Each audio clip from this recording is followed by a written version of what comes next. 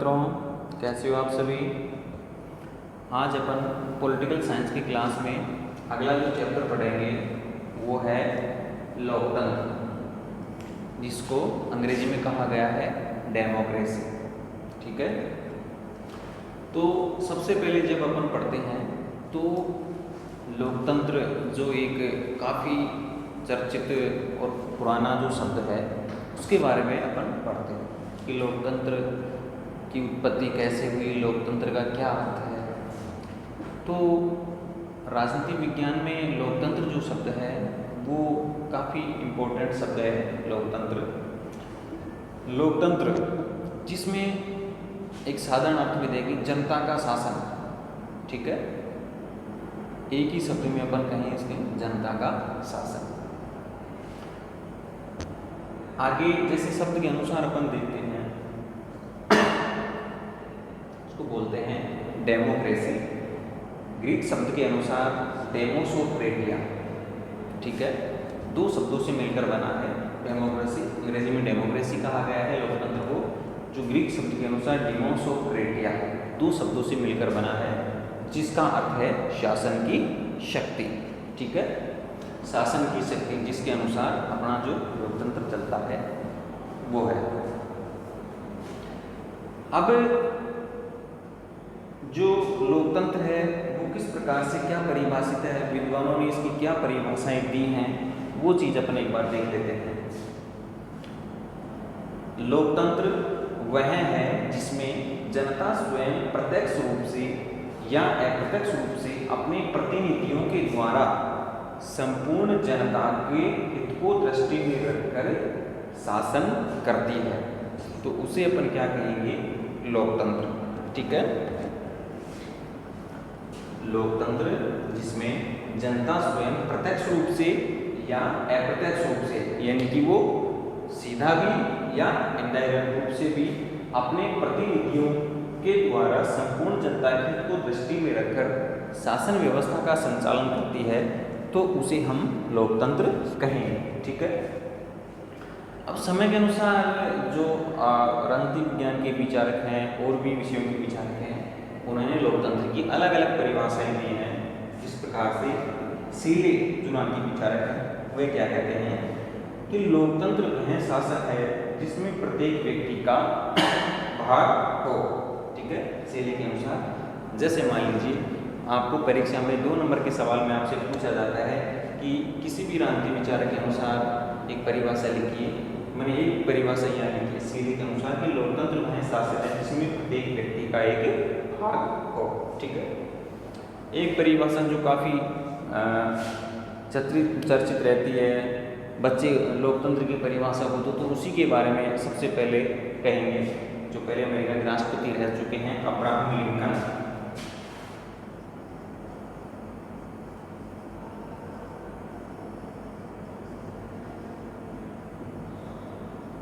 लोकतंत्र वह शासन प्रणाली है जिसमें जनता के द्वारा और जनता के लिए शासन हो, उसे क्या कहा गया है इसमें यहाँ लोकतंत्र। लोकतंत्र क्या है जिसमें जनता के द्वारा और जनता के लिए शासन हो, उसे लोकतंत्र के रूप में परिभाषित किया है कौन, अमेरिकी जो राष्ट्रपति रह चुके हैं अब्राहम लिंकन, उन्होंने ये परिभाषा दी है। ठीक है, अब पढ़ते हैं अपन आगे लोकतंत्र के प्रकार। देखिए, मुख्य रूप से लोकतंत्र के 2 प्रकार हैं, प्रत्यक्ष लोकतंत्र और अप्रत्यक्ष लोकतंत्र। 2 प्रकार हैं, पहला है प्रत्यक्ष लोकतंत्र और दूसरा है अप्रत्यक्ष लोकतंत्र।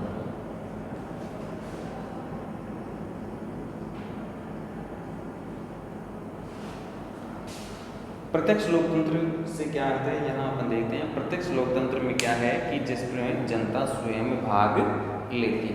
ठीक है, जिस प्रकार के जो सरकारी काम हैं, गवर्नमेंट की शासन प्रणाली है, उसमें खुद जनता शासन कार्यों में भाग लेती है, तो उस प्रकार के लोकतंत्र को प्रत्यक्ष लोकतंत्र कहा जाता है।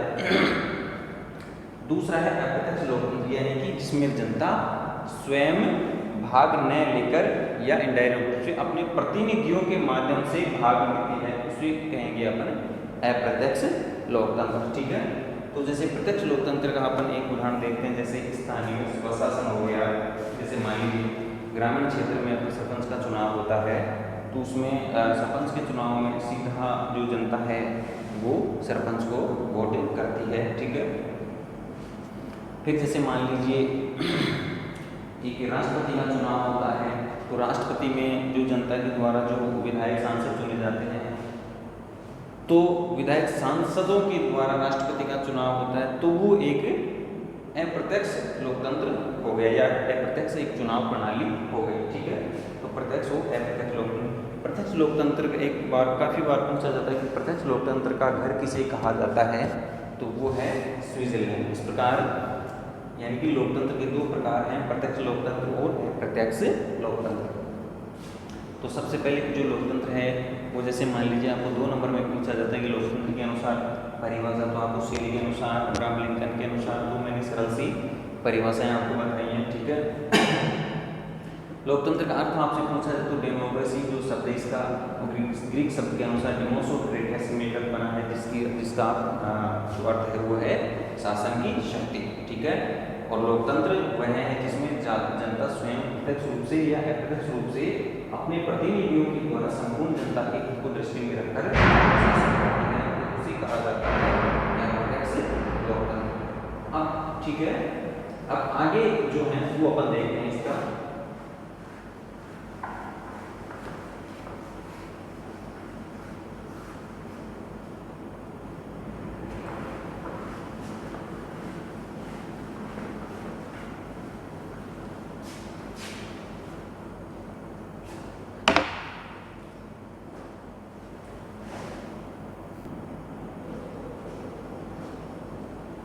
हाँ मित्रों, अभी अपन बात कर रहे थे कि अभी मैंने आपको बताया लोकतंत्र के प्रकार। लोकतंत्र के प्रकार मुख्य दो हैं, प्रत्यक्ष लोकतंत्र और अप्रत्यक्ष लोकतंत्र। अभी मैंने आपको बताया प्रत्यक्ष लोकतंत्र में जिसमें जनता प्रत्यक्ष रूप से शासन कार्यों में भाग लेती है और प्रशासनिक अधिकारियों के माध्यम से उन पर नियंत्रण करती है।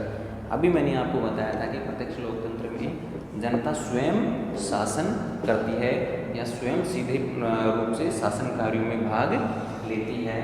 दूसरा प्रकार है इसका अप्रत्यक्ष लोकतंत्र, जनता स्वयं शासन शक्तियों का प्रयोग न करके अपने प्रतिनिधियों के माध्यम से कार्य करती है। ठीक है, जैसे मैंने अभी आपको उदाहरण दिया था कि जैसे मान लीजिए हमारे देश में राष्ट्रपति का चुनाव होता है, तो इसमें जनता जो राष्ट्रपति का चुनाव है उसमें जनता अप्रत्यक्ष रूप से भाग लेती है। अप्रत्यक्ष रूप से कैसे, जैसे मान लीजिए राष्ट्रपति के चुनाव में भाग कौन लेता है, जैसे सांसद और अपने विधायक जो लोकसभा के सदस्य होते हैं और विधानसभा के जो सदस्य होते हैं, वो अब जनता उनको सीधे तौर पर निर्वाचित करती है, लेकिन जो निर्वाचित जो विधायक और सांसद हैं वो ही राष्ट्रपति के चुनाव में भाग लेते हैं। जो जनता है वो सीधे रूप से राष्ट्रपति के चुनाव में भाग नहीं लेती। तो आपको जैसे परीक्षा में पूछा जा सकता है लोकतंत्र के प्रकार जो दो हैं, प्रत्यक्ष लोकतंत्र और अप्रत्यक्ष लोकतंत्र। ठीक है, अब अगला बिंदु अपन चर्चा करते हैं कि लोकतांत्रिक जो शासन प्रणाली है उसकी मूल विशेषताएं कौन कौन सी हैं। ठीक है, जैसे मान लीजिए आपको परीक्षा में 150 शब्दों में पूछा गया है, 5 नंबर का क्वेश्चन है। ठीक है, तो जैसे मान लीजिए उसने पूछा कि लोकतांत्रिक शासन प्रणाली की मूल विशेषताएं कौन कौन सी हैं, तो वो आपको लिखनी है कि समय पर चुनाव, पहली विशेषता। दूसरी है शासक वर्ग पर नियंत्रण। तीसरा है राजनीतिक व नागरिक समानता। चौथा है राजनीतिक व नागरिक स्वतंत्रता, बहुमत का शासन, न्यायपालिका की स्वतंत्रता और संविधानवाद। यानी कि जब अपन एक लोकतांत्रिक शासन व्यवस्था का अध्ययन करते हैं, पढ़ते हैं, तो उसकी जो मूल विशेषताएं हैं, वो मुख्य विशेषता हैं, वो है पहली मैंने आपको लिखा है कि समय पर चुनाव होने चाहिए। जैसे मान लीजिए भारत एक लोकतांत्रिक शासन प्रणाली वाला देश है। ठीक है, तो हमारे देश में क्या है कि हर 5 साल बाद चुनाव होते हैं। जैसे मान लीजिए शासक किसी व्यक्ति को शासन कार्यों के लिए चुना गया और वो कुछ समय बाद जैसे मान लीजिए निरंकुश है या अपनी मन मर्जी से शासन करता है, जनता के हितों का ध्यान नहीं रखता तो 5 साल बाद फिर जनता उसको दोबारा मौका नहीं देती। तो इसकी लोकतंत्र की जो सबसे पहली जो मूल विशेषता है वो है कि समय पर चुनाव होना चाहिए। ठीक है। दूसरी विशेषता की शासक वर्ग पर नियंत्रण। अब शासक वर्ग जो है उस पर नियंत्रण कौन रखेगा? उस पर जनता ही जो है नियंत्रण रखेगी या अपने प्रशासनिक अधिकारियों के माध्यम से उन पर नियंत्रण रखा जाएगा, या फिर जैसे मान लीजिए वो अपनी हट नहीं छोड़ता या लगातार निरंकुश बना रहता तो 5 साल बाद जो भी मैंने आपको बात बताई उसको बाहर का रास्ता दिखा दिया जाए। ठीक है। तीसरी जो विशेषता है वो है राजनीतिक व नागरिक समानता। एक लोकतांत्रिक शासन प्रणाली वाले देश में लोगों को राजनीतिक व नागरिक समानता मिलनी चाहिए। राजनीति में जो भाग लेने का सभी को समान अवसर मिलना चाहिए और जो नागरिकों को संविधान के अनुसार जो समानता मिलनी चाहिए सभी कार्यों की वो सब इसमें होना चाहिए। फिर अगला बिंदु मैंने लिखा है वही कि स्वतंत्रता, राजनीतिक व नागरिक स्वतंत्रता। राजनीति में भाग लेने की उसको स्वतंत्रता होनी चाहिए और नागरिकों को जो हमारे संविधान के द्वारा जो स्वतंत्रताएं मिली हुई हैं वो सब प्रकार की उनको स्वतंत्रताएं होनी चाहिए। नंबर 5 है बहुमत का शासन। बहुमत के शासन से तात्पर्य ये है कि जिसको सबसे ज़्यादा वोट मिलते हैं या सबसे ज़्यादा व्यक्ति जिसके पक्ष में हैं वो ही यानी कि बहुमत उसी का माना जाएगा। अगली विशेषता मैंने लिखी है कि न्यायपालिका की स्वतंत्रता। हमारे देश में न्यायपालिका के मुख्यतः 3 स्तर हैं, जैसे सेशन कोर्ट हो गए, उसके राज्य स्तर पर हाई कोर्ट हो गए और जो सबसे हाई स्टेज पे है वो सुप्रीम कोर्ट। तो जो हमारे देश की जो न्याय व्यवस्था है, न्यायपालिका है, उस पर किसी प्रकार का दबाव नहीं होना चाहिए। न्यायपालिका को बिल्कुल स्वतंत्र होना चाहिए, तभी लोगों को समय पर न्याय मिल सकेगा और जो स्वतंत्रता है व्यक्तियों को न्याय मिलेगी, निष्पक्ष जो एक भूमिका है वो होनी चाहिए। 7वां बिंदु मैंने लिखा है संविधानवाद। यहाँ संविधानवाद से अर्थ है कि सीमित शक्तियों वाला शासन होना चाहिए। ऐसा नहीं कि कोई शासक जैसे मान लीजिए चुना गया तो वो अपनी असीमित शक्तियों का प्रयोग करते हुए निरंकुश ना बन जाए। इस प्रकार सीमित शक्तियों वाला शासन होना चाहिए। मैंने एक बार दोबारा देखते हैं लोकतांत्रिक शासन की जो मुख्य विशेषताएं वो मैंने लिखी हैं कि समय पर चुनाव, शासक वर्ग पर नियंत्रण, राजनीतिक व नागरिक समानता। जो चौथी विशेषता मैंने लिखी है राजनीतिक व नागरिक स्वतंत्रता, 5वीं बहुमत का शासन, न्यायपालिका की स्वतंत्रता और संविधानवाद। ये जो मोटी मोटी जो मैंने विशेषताएं लिखी वो आपको लिखनी है। जैसे मान लीजिए आपकी परीक्षा में इसका आंसर पूछा जाता है तो एक बार नोट कर लीजिए अपने नोटबुक में और उनको एक बार अच्छे से लिखिए।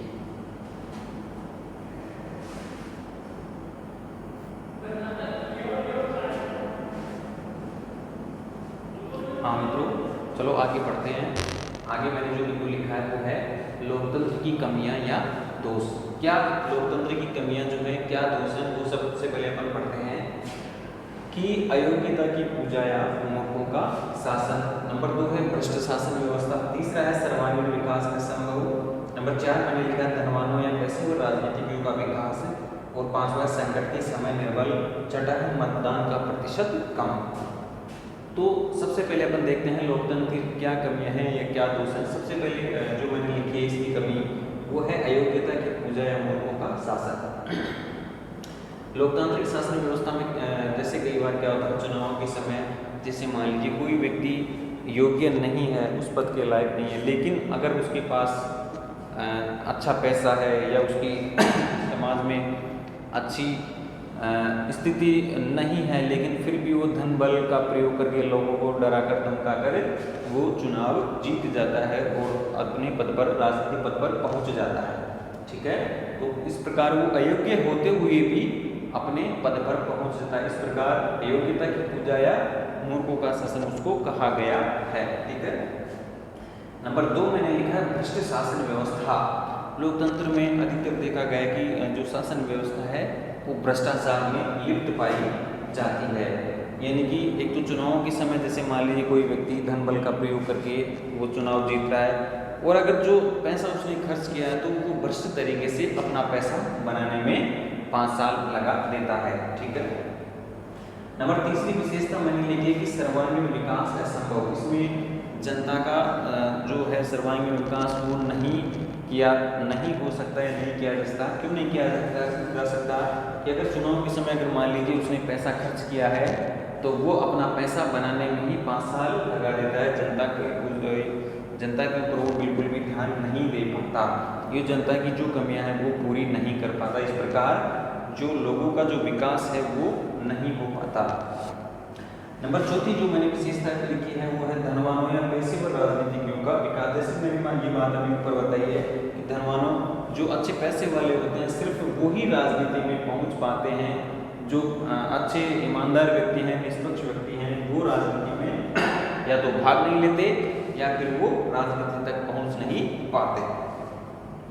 पांचवी जो मैंने विशेषता लिखी है वो है संकट के समय में बल, यानी कि जैसे मान लीजिए देश पर या राष्ट्र के ऊपर किसी प्रकार का संकट आता है तो बहुत से राजनेता उसका डिसीजन ही नहीं कर पाते कि इस समय अपन को क्या करना चाहिए, क्योंकि शासन जो व्यवस्था है वो बहुत से लोगों में बटी होती है। इस प्रकार जल्दी से उस पर डिसीजन नहीं हो पाता कि क्या करना है, इस प्रकार वो उसका निर्णय करने में काफ़ी समय लग जाता है। इस प्रकार ये संकट के समय निर्बल व्यवस्था है।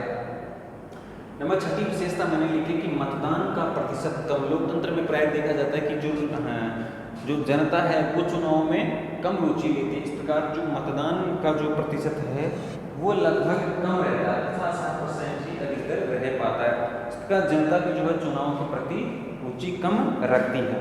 ठीक है, तो जो जैसे मान लीजिए आपको परीक्षा में पूछा जाता है कि लोकतंत्र की 2 कमियां लिखिए, 4 कमियां लिखिए, इसमें आपको 2 नंबर का सवाल भी पूछा जा सकता है, 5 नंबर का सवाल भी पूछा। अगर आपसे निबंधात्मक क्वेश्चन पूछा जाता है तो लोकतंत्र की कमियां और दोष जो है इसके गुण हैं और सफलता हेतु आवश्यक परिस्थितियां वो इसमें आपको पूरी पूछी जाएंगी और इसमें आपको पूरा ही लिखना पड़ेगा। आगे वाला जो बिंदु मैंने लिखा है कि लोकतंत्र की सफलता हेतु आवश्यक परिस्थितियां कौन कौन सी होनी चाहिए। सबसे पहले मैंने जो विशेषता लिखी इसमें शिक्षित एवं जागरूक जनता।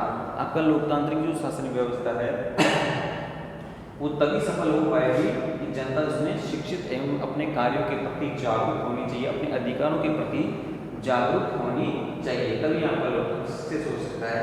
दूसरी विशेषता मैंने लिखी कि आर्थिक समानता। जैसे मान लीजिए कोई व्यक्ति बहुत गरीब है तो उसके लिए लोकतंत्र का कोई महत्व नहीं है। जैसे मान लीजिए उसको खाने के लिए जैसे खाना समय पर नहीं मिलता, वो उसके पास मकान नहीं है, रहने के लिए आप सरकारी आवास वगैरह कुछ नहीं है, तो उसके लिए एक लोकतंत्र का कोई महत्व नहीं है। बाकी लोकतंत्र में ये है कि जैसे समाज का कोई निम्न वर्ग है उस पर भी ध्यान दिया जाना चाहिए। तो दूसरी इसकी जो सफलता है वो आवश्यक परिस्थिति है वो है आर्थिक समानता होनी चाहिए। तीसरी जो है स्वतंत्रता, लोगों को सभी प्रकार की स्वतंत्रताएं होनी चाहिए, तभी अपना सर्वांगीण विकास कर पाएंगे, लोकतंत्र को समझ पाएंगे। जो नंबर 4 जो मैंने विशेषता लिखी है वो है लिखित संविधान, क्योंकि लगभग संसार विश्व के सभी देशों में लगभग जो संविधान है वो लिखित रूप में है। तो इसकी एक जो विशेषता है वो ये है कि जो संविधान है वो लिखित होना चाहिए, क्योंकि लिखित संविधान में लोग ज़्यादा विश्वास करते हैं। नंबर 5वीं परिस्थिति जो है वो है स्थानीय स्वशासन। ठीक है, जैसे आपको पढ़ा भी कि स्थानीय स्वशासन जो है वो लॉर्ड रिपन के समय भारत में लागू हुआ, यानी कि ग्राम पंचायत या पंचायत समिति, जिला स्तर पर जिला परिषद, ये स्थानीय स्वशासन की उदाहरण है। तो इसमें जनता जो छोटी छोटी जो जनता की समस्याएं परिस्थितियां हैं वो गांव स्तर पर, जिला स्तर पर, तहसील स्तर पर उनका समाधान हो जाता है। ठीक है, नंबर जो 6 है वो मैंने लिखी कि सुदृढ़ राजनीतिक दल। हमारे देश में काफ़ी बहुत सारे हजारों की संख्या में काफ़ी सारे राजनीतिक दल हैं, तो वो राजनीतिक दल किसी की छींटा कसी हमेशा लगे रहते हैं, वो किसी की बुराई करता है, वो किसी की बुराई करता है। तो ये जो राजनीतिक दल है वो अच्छे सुदृढ़ होने चाहिए, जनता की मांगों के पूरे समर्थक होने चाहिए कि जनता को किस प्रकार से एक शिक्षित योग्य बनाया जाए, जो कमियां हैं उनको किस प्रकार से पूरी की जाए। तो ये सब जो चीज़ें हैं वो राजनीतिक दल ही समय समय पर उठाते हैं। ठीक है, तो राजनीतिक दल वो अच्छे सुदृढ़ शिक्षित योग्य होने चाहिए। नंबर जो 7 में मैंने जो विशेषता लिखी है वो है योग्य व निष्पक्ष नागरिक सेवाएं।